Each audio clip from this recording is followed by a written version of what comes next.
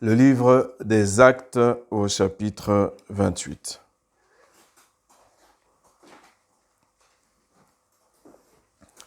Et nous allons aller directement au verset 17. Actes chapitre 28 au verset 17. Alors là, on va voir une des scènes multiples que l'apôtre Paul a vécues. Il a eu beaucoup d'aventures, l'apôtre Paul. Hein? Il en a eu beaucoup. Et chacune de ces aventures, nous instruit aujourd'hui. Et effectivement, c'était le week-end annuel de l'association Porte Ouverte pour les persécutés dans le monde. Et nous avons été encouragés par ceux qui sont persécutés, encouragés à continuer à prier pour eux et encouragés aussi par leur foi qui nous a édifiés. L'apôtre Paul aussi a été persécuté, d'une manière ou d'une autre. Mais nous allons voir dans ce passage que, au final, au bout du bout, Dieu est plus que vainqueur. Et que nous devons avoir cette mentalité-là, cette compréhension de se dire que, nous sommes victorieux. Et que la fin est proche. Jésus revient bientôt. Amen. Que le monde le veuille ou pas, Jésus revient bientôt. Et il va trouver une église qui est préparée, comme les vierges qui sont sages, et non comme les vierges qui sont folles. C'est-à-dire que nous aurons toujours de l'huile dans nos lampes pour briller. C'est-à-dire que pour briller dans les lampes, c'est pour voir le chemin dans lequel on doit marcher. Mais aussi la lumière, l'image de cette lumière-là, c'est nous-mêmes. Si nous ne sommes pas lumière, c'est que nous sommes ténèbres. Et si nous sommes ténèbres, c'est que nous sommes comme les vierges folles. C'est qu'à un moment donné, on a cru que Jésus n'allait pas revenir. On a oublié qu'en fait, il patiente afin que le plus grand nombre puisse se repentir.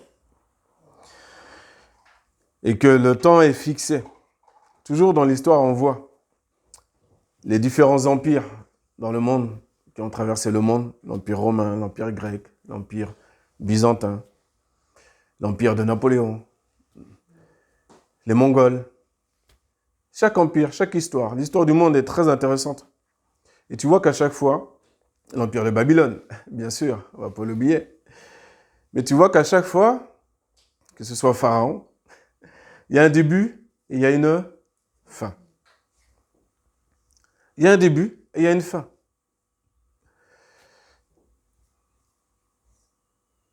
Et de la même manière, pour nous, on doit se rappeler qu'il y a une fin pour nous, mais une fin qui est joyeuse. Et cette fin joyeuse-là, nous ramène toujours, nous donne du goût pour toujours rechercher dans la parole de Dieu comment on doit marcher. Alors, on va lire cette histoire dans Acte 28, verset 17, où Paul est, une fois de plus, sous contrôle judiciaire, assigné à résidence. Soit il est dans les chaînes, soit il est assigné à résidence dans un logement ou un gardien le garde. Mais il a été très souvent empêché d'aller à gauche, à droite. Et même quand il a été empêché, c'était aussi la volonté de Dieu. C'était des souffrances qui étaient la volonté de Dieu. Ce sont des souffrances, comme nos frères et sœurs persécutés dans le monde, qui sont là pour glorifier Dieu. Puisqu'il y a une fin à ça. Dans Apocalypse, il est écrit concernant nos frères et sœurs qui sont morts à cause de leur foi. Et Dieu ne les a pas oubliés. Le jour de vengeance viendra pour eux aussi. Donc,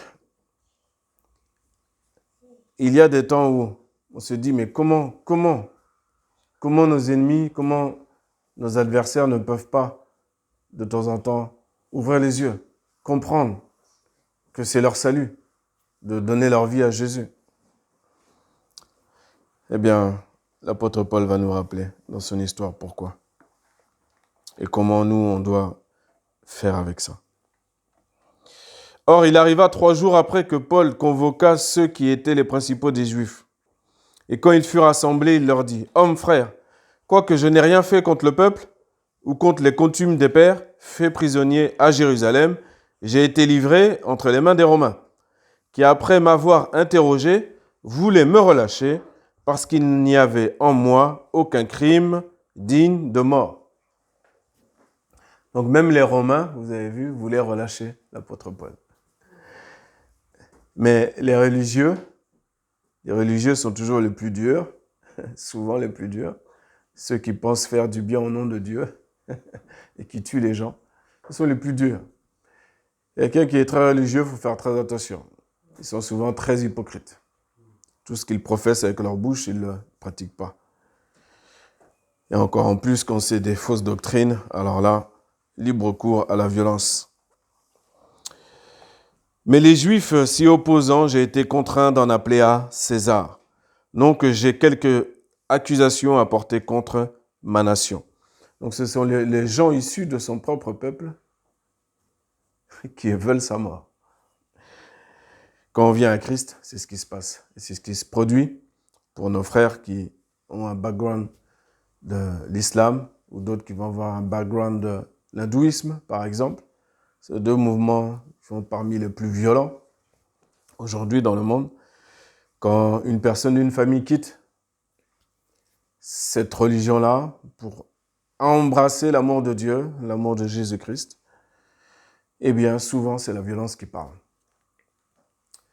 Donc, il faut fuir, il faut faire ce qu'on peut, mais souvent, c'est la violence qui parle. Et ça, aujourd'hui, c'est un rappel pour nous vraiment de ne pas oublier que, oui, nous, on a notre petite contrariété du jour, du moment, bien sûr. Mais comparé à ceux qu'on est à 2 doigts de trancher la gorge ou de brûler vif, je pense qu'on est dans un confort incommensurable. Donc, continuons de lire l'histoire. Donc, il en a apporté à César. Il a appelé à César. Donc, au verset 20, il poursuit, il dit, « C'est donc là le sujet pour lequel je vous ai appelé, afin de vous voir et de vous parler. Car c'est pour l'espérance d'Israël que je suis chargé de cette chaîne. » Mais ils lui dirent, « Pour nous, nous n'avons pas reçu de lettre de Judée à ton sujet, et aucun des frères qui sont arrivés n'a rapporté ou dit quelque mal de toi. Mais nous demandons à t'entendre de toi quel est ton sentiment. Car quant à cette secte, il nous est connu que partout on l'a contredit. » Donc voilà, dès le départ, l'évangile de Jésus-Christ, qui est pour sauver les hommes, a été surnommé secte. Parce que différente de la loi de Moïse, différente des traditions des hommes, eh bien, elle a été appelée secte. Parce que mal connue. Parce que ces personnes-là n'ont pas connu Jésus. Et on va voir pourquoi ils n'ont pas connu Jésus. Ils n'ont pas eu de relation avec Jésus. Et ce sera un avertissement pour nous.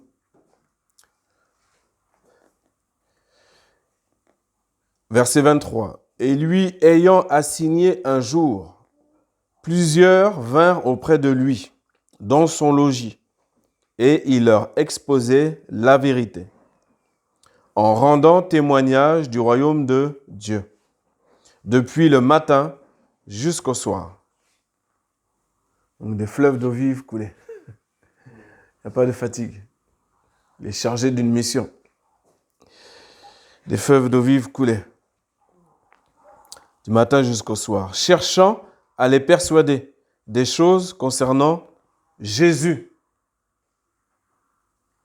Donc ça, c'est un rappel pour tous nos frères et sœurs, pour nous-mêmes. Le message principal, nous, quand on évangélise, concerne Jésus. C'est pas juste que les personnes puissent croire qu'il y a bien un Dieu dans les cieux. Il faut qu'ils puissent connaître celui qui leur donne accès à ce Dieu qui est dans les cieux. Et si on oublie de leur parler de Jésus,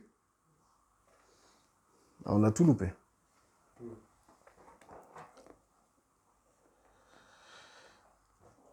Donc, il continuait, il cherchait à les persuader des choses concernant Jésus et par la loi de Moïse et par les prophètes. Parce qu'il a en face de lui des Juifs. Donc, il use de l'intelligence, il démontre, et il veut démontrer qu'il n'est pas stupide, qu'il connaît aussi la loi de Moïse, qu'il connaît les choses. Ce n'est pas simplement parce qu'il parle de Jésus, Jésus, Jésus, qu'il ne connaît pas le reste. Il n'y a pas de souci. Mais le reste, il leur a démontré que tout ce qui est la loi, tout ce qui est les prophètes, amène à Jésus. C'est ça. C'est simplement ça. Donc nous aussi, on a quelques connaissances. Les connaissances qu'on a, c'est bien. Mais est-ce qu'elles servent à amener au final à Jésus, à démontrer Jésus, ou à démontrer combien je connais 2-3 mots d'hébreu, combien je connais 2-3 choses concernant les autres religions, ou je cherche, si je suis conduit par l'Esprit, eh bien mes arguments, in fine, vont m'amener à Jésus-Christ. Si j'argumente pour argumenter, même mon esprit va oublier. Et on va parler de religion, argument, des petits détails. Et on va oublier l'essentiel. L'essentiel qui est Jésus-Christ, le médiateur, le seul médiateur entre Dieu et les hommes. Le seul, l'unique.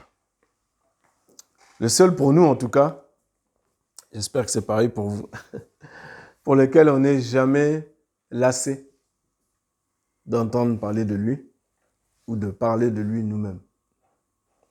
Même des mêmes choses, même des mêmes histoires. Alors, on va voir ce qui bloque. Verset 24. Et les uns furent persuadés par les choses qu'il disait. Gloire à Dieu. Dieu manifeste sa parole, puisqu'il a dit que je vais attirer moi-même les âmes à moi. Il nous a dit que nul ne peut venir à moi si ce n'est que le Père qui l'attire. Jésus a dit ça. Donc, on voit là que Paul obéit, Paul évangélise, donc Dieu manifeste et accomplit sa parole. Donc si nous, on lit la parole et qu'on voit des choses claires, parce qu'on ne va pas dire qu'on a besoin, pour tout ce qui est écrit dans les évangiles, on n'a pas besoin d'être des universitaires de très haut niveau. Il y a des choses très simples. Donc si je les mets en pratique, si je fais mon pas, eh bien, j'oblige, entre guillemets, Dieu à faire le sien. C'est comme si j'oblige Dieu à faire le sien. Ce sont des lois divines. Il y a un mécanisme divin qui est en place. De la même manière qu'il a mis ses lois dans le monde, lorsque tu prends l'avion, si tu veux sauter de l'avion sans parachute, tu vas rencontrer une loi que Dieu a mis en place depuis la fondation du monde, qui est la loi de la pesanteur. Voilà. Arrivé en bas, il va t'arriver quelque chose. Même si tu ne veux pas. Même si tu dis, ouais, mais non, moi je pense que, en fait, j'ai réfléchi. Si je bats mes bras comme ça, ou si je fais comme ci, ou si je fais comme dans le film que j'ai vu là, en fait, ou si. Bon, on va rencontrer une loi qui est là, qui ne bouge pas depuis la fondation du monde, qui est la loi de la pesanteur. Donc même si tu te concentres de toutes tes pensées, les enfants, ce ne sera pas même comme des dessins animés, ça ne marche pas. Arrivé en bas, on sera comme une omelette. Eh oui, parce qu'il y a une loi. Il y a une loi. Et de la même manière, nous, je parle aux enfants, mais les adultes, c'est pareil. Il y a plein de principes que Dieu a mis en place. Et quand on prend le temps et l'occasion de jeter ses yeux sur ces principes-là qui sont marqués dans la parole de Dieu et de les mettre en pratique, dans le respect qu'on doit avoir les uns pour les autres, dans l'amour qu'on doit avoir les uns pour les autres, dans la recherche de chercher premièrement l'intérêt de l'autre avant mon propre intérêt. Il y a plein de petites lois divines qui sont disséminées dans la parole de Dieu, qui font que quand tu les mets en pratique, Dieu met en pratique aussi la sienne. Il y a une récompense à chaque fois. Tout est bien organisé par notre Dieu. De la même manière, un petit détail, souvent que vous me voyez, sauf un certain dimanche, il peut y avoir des exceptions, mais bien souvent, vous voyez que je prends le soin que tout le monde puisse prier, que tout le monde puisse apporter son offrande à Dieu. Il y en a qui prient de manière courte, d'autres qui prient plus longtemps, d'autres qui vont chanter plus, d'autres qui vont chanter moins, peu importe. Pourvu que tous nous soyons concentrés et que tous aient pu apporter son offrande à Dieu. Pourquoi? Parce que comme on est là, on ne s'en rend pas compte, mais c'est la même ordonnance qu'il y a eu des milliers d'années au temple de Jérusalem. Le peuple venait rencontrer Dieu au temple et venait apporter une offrande. Et tout était cadré, ordonné. De la même manière, c'est la même chose pour nous ici. Et quand c'est ordonné, eh bien, Dieu se plaît. Comme par hasard, il y a une paix, vous ressentez quelque chose qui est soit dans le calme, parfois c'est dans la chaleur, dans l'engouement, mais Dieu se plaît. L'ange note, l'ange de l'église surveille et on fait plaisir à Dieu.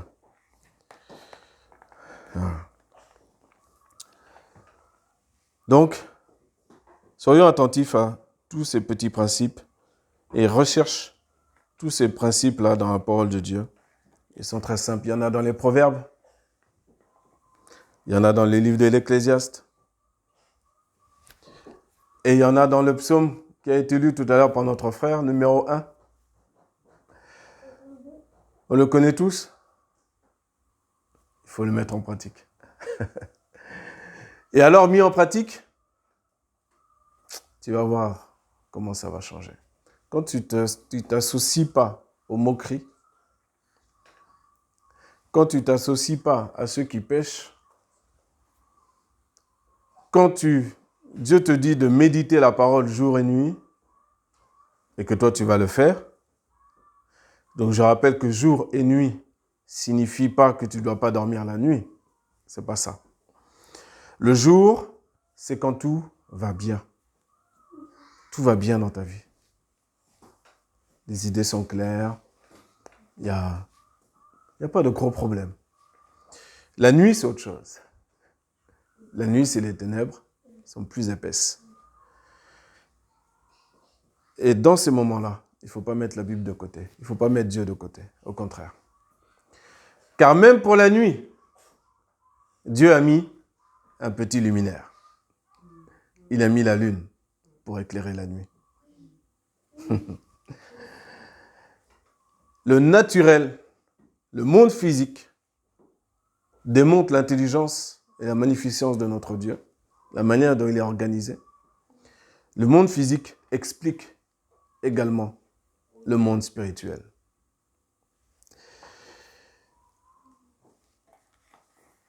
Méditer la parole jour et nuit. Si tu ne dors pas la nuit, tu n'arrives pas à dormir la nuit, tu as droit bien sûr de te lever, de prendre un psaume, de lire, bien sûr. Mais si tu as quelqu'un qui va t'imposer, qui va te dire, il faut que tu lises toutes les nuits,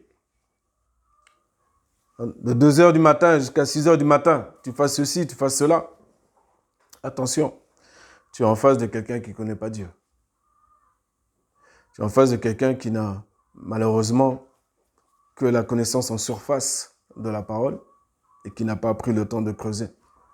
Parfois, on ne prend pas le temps de creuser parce qu'on n'est pas humble et on pense tout connaître, tout savoir.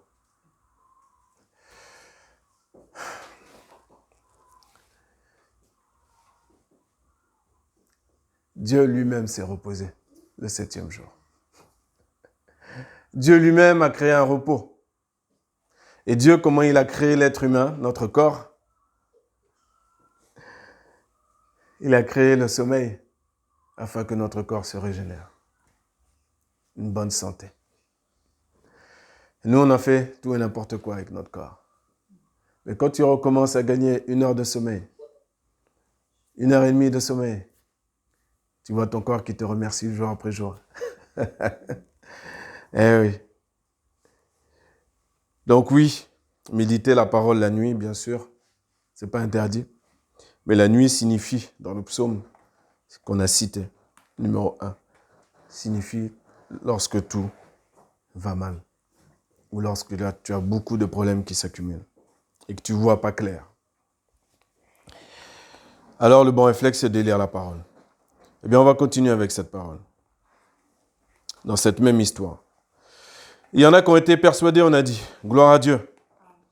Et les autres, il y en a qui ne croyaient pas, nous dit la parole. Et n'étant pas d'accord entre eux, ils se retirèrent après que Paul leur eut dit une seule parole. L'Esprit Saint a bien parlé à nos pères, par Ésaïe le prophète. L'Esprit Saint avait déjà parlé il y a longtemps avant. Avait déjà parlé. Il avait déjà dit ce qui allait se passer. De la même manière, toi, quand tu lis la Bible, Dieu te parle de ce qui va se passer. Donc, c'est pour ça qu'on est attentif. On est attentif au monde qui nous entoure, mais par le prisme de la parole de Dieu. Quand on lit la parole, on dit « Ah oui, je comprends mieux maintenant. Je comprends mieux. » Je me répète toujours, mais nous ne pouvons pas regarder les actualités de ce monde sans le prisme de la parole de Dieu. Sinon, on va faire des commentaires sans intelligence. Alors, qu'est-ce qu'il a dit par Ésaïe? Il a dit « Va vers ce peuple et dis, en entendant, vous entendrez, et vous ne comprendrez point, et en voyant, vous verrez, et vous n'apercevrez point. » C'est terrible. Hein? C'est terrible ça. Que Dieu nous garde de ça. Que jamais cela puisse nous arriver. Et en voyant, vous verrez et vous n'apercevrez point. Car, verset 27, il explique pourquoi. Car le cœur de ce peuple s'est épaissi, c'est-à-dire s'est endurci. Et ils ont ouï dur de leurs oreilles, et ils ont fermé leurs yeux, de peur qu'ils ne voient des yeux, et qu'ils n'entendent des oreilles. Voix des yeux, ça me fait penser à Lazare. Vous vous rappelez, même Lazare, on a cherché à le tuer encore. La cruauté. Et qu'ils n'entendent des oreilles. Et qu'ils ne comprennent du cœur. Ah. C'est pour ça que je dis toujours aux personnes, lis ta parole avec ton cœur. Lis pas avec ta tête. Avec ton cœur. C'est ton cœur sincère, humble, qui va te donner la compréhension de la parole. Alors ta tête sera nourrie. Ne vous inquiétez pas, on a un cerveau, il n'y a pas de problème. Mais c'est du cœur à l'esprit. Qu'ils ne comprennent du cœur et qu'ils ne se convertissent et que je ne les guérisse. Vous voyez pourquoi il faut garder son cœur plus que toute autre chose, nous dit la parole de Dieu. Si je veille sur mon cœur, si je veille à avoir un bon cœur, une bonne terre, et que j'entends la parole de Dieu, et que je la mets en pratique, eh bien je vais produire beaucoup de fruits. Et qu'est-ce qui va se passer? Eh bien je vais passer à la conversion. Ça ne sert à rien que je parle à quelqu'un et que c'est son cerveau qui comprenne les choses. Et que je vois qu'en fait, en lui donnant des informations, que je lui transmette ma science, entre guillemets, je vois que je nourris son cerveau. Mais si à aucun moment je vois que son cœur est touché, malheureusement, j'ai tout loupé. Pourquoi? Parce que il ne va pas se convertir et il ne va pas être guéri. La compréhension du cœur amène à la conversion, qui amène à la guérison. Car nous tous qui sommes venus à Christ, nous sommes venus chargés de maladies. Chargés de maladies physiques, morales ou spirituelles. Et lorsqu'on est venu à lui avec un cœur sincère, alors s'accomplit en nous, Ésaïe 53.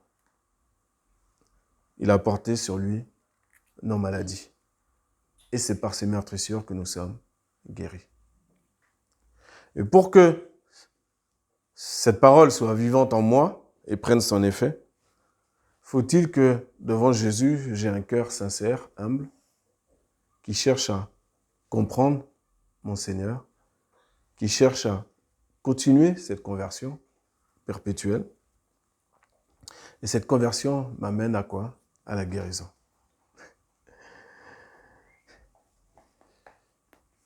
Verset 28, sachez donc, Paul continue, disant, sachez donc que ce salut de Dieu a été envoyé aux nations. Les nations, nous voici ici représentés.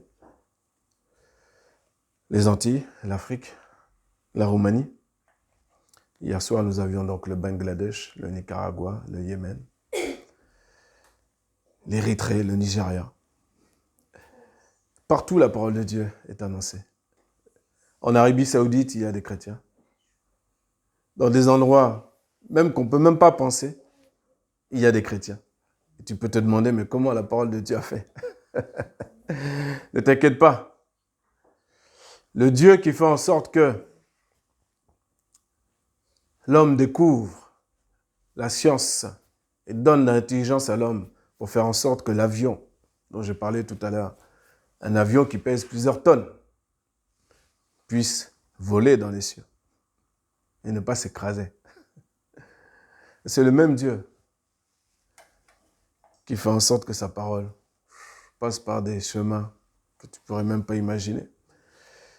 Il y a un frère, hier soir, qui était enfermé dans ses containers, un frère de l'Érythrée, qui était enfermé dans ses containers dans le désert à cause de sa foi.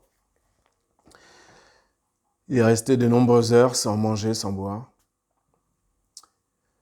Et quand il a pu sortir, quand il était avant même d'être enfermé dans cette petite pièce-là, il a préparé la Bible. Parce que c'est ça, quand tu es au Seigneur, tu ne peux pas faire autre chose que transmettre l'Évangile. Donc ça aussi, c'est un rappel que Dieu nous fait aujourd'hui. Transmettre l'Évangile. Continuez. Et il a pris sa petite Bible qu'il avait, il a pris livre par livre, il l'a divisé en 66 livres. Il a enlevé les pages. C'est facile à cacher pour les prisonniers. Un livre par prisonnier.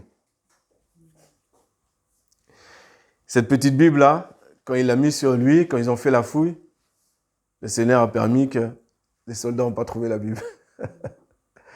Donc il a pris un livre, il l'a enlevé, il l'a déchiré.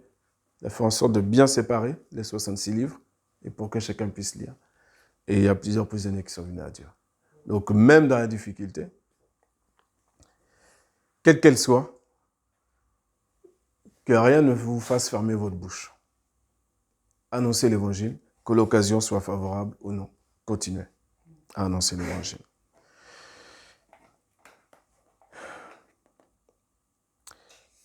Sachez donc que ce salut a été envoyé aux nations et eux écouteront.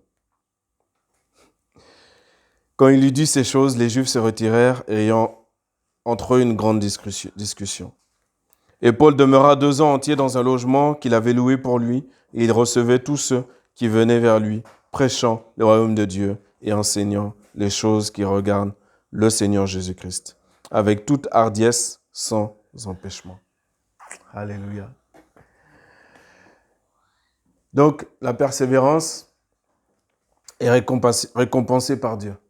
En ce temps-là, quelqu'un qui est très souvent combattu, là, pendant 2 ans, il a le luxe de pouvoir recevoir les personnes qui viennent à lui chaque jour pour parler du royaume, sans empêchement. Gloire à Dieu. Je terminerai par ce conseil que Saleh, c'est un Yéménite, il était là hier, qui a été surnommé le fou de Dieu. C'est vrai qu'au Yémen, pour annoncer l'évangile, il faut la folie de Dieu, si j'ose dire. Et il a eu différentes expériences, mais il a formé aussi des personnes. Et il y a un conseil qu'il a donné à un frère que je nous redonne à nous aujourd'hui. Je l'ai déjà dit, mais je le redonne encore aujourd'hui. C'est que à un frère, il a dit, ne dis pas tout de suite à ta famille que tu es devenu chrétien. Quand il dit ça, c'est pas pour que la personne se taise à tout jamais, c'est pas ça. C'est parce que sinon ils vont le chasser, ils peuvent le tuer, il peut lui arriver beaucoup de choses. Donc, et lui, il l'aime. On s'aime entre nous, donc on ne veut pas le malheur de l'autre. Et il dit, fais en sorte que ta famille voit ton changement. Voit le changement qui est en toi. Et alors, ils vont te demander, ne t'inquiète pas, ils vont te demander qu'est-ce qui t'arrive. Ils vont te demander qu'est-ce qui se passe. Et alors, à ce moment-là, tu leur parleras de Jésus. C'est un bon conseil dans bien des circonstances. Qu'est-ce que nous donne ce rappel-là? C'est un rappel d'être ce que nous sommes censés être. Si je suis à Christ, je ne comprends pas moi pourquoi j'ai des frères qui des fois, c'est souvent les hommes, je ne sais pas pourquoi, les femmes aussi, oui, ça m'est arrivé aussi d'entendre chez certaines femmes, qui avant de te dire un mot qui n'est pas bienséant, te disent excuse-moi, mais, puis après ils vont dire le mot pour expliquer. Mais comment tu peux avoir toujours des grossièretés, dans ta bouche, alors que ton cœur est censé être circoncis? Ton cœur est censé, on a parlé du cœur tout à l'heure, il est censé être purifié. Il y a des saletés que tu ne peux plus dire avec ta bouche. Même si tu veux expliquer une scène, quelque chose ou quoi. Ça doit te brûler les lèvres même. Je ne comprends pas. Ah.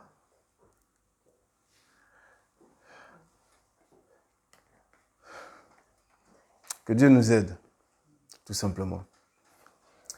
Que Dieu nous aide à comprendre que de la qualité du cœur, de l'état de mon cœur, c'est pour ça que David s'est écrié « Oh Dieu, purifie mon cœur !» J'en ai marre de ces mauvaises pensées, j'en ai marre de ceci, de cela. Et quand je lis dans tes textes, je vois ta sainteté, ta pureté, ta magnificence. Oh Dieu, purifie-moi. Purifie-moi. Purifie mon cœur. Mets en moi un esprit bien disposé. Renouvelle en moi un esprit bien disposé.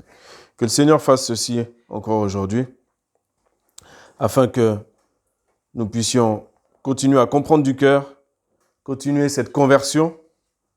Si je suis converti, je ne parle pas comme avant, je n'agis pas comme avant, je ne pense plus comme avant, je suis converti. Si je suis converti, j'amène à moi la guérison physique, morale, spirituelle. L'Esprit de Dieu, le Saint-Esprit, peut enfin faire son travail.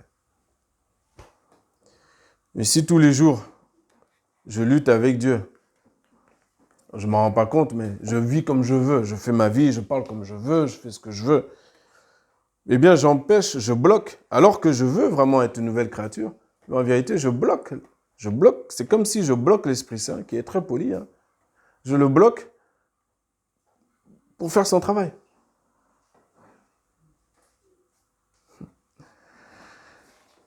Demandons à Dieu de nous renouveler encore une fois et de faire de nous des flambeaux. Des flambeaux dans la prière, oui. Des flambeaux dans le chant, oui. Des flambeaux dans le service, oui. Mais des flambeaux parce que nous sommes devenus. Surtout. Surtout. Gloire à Dieu.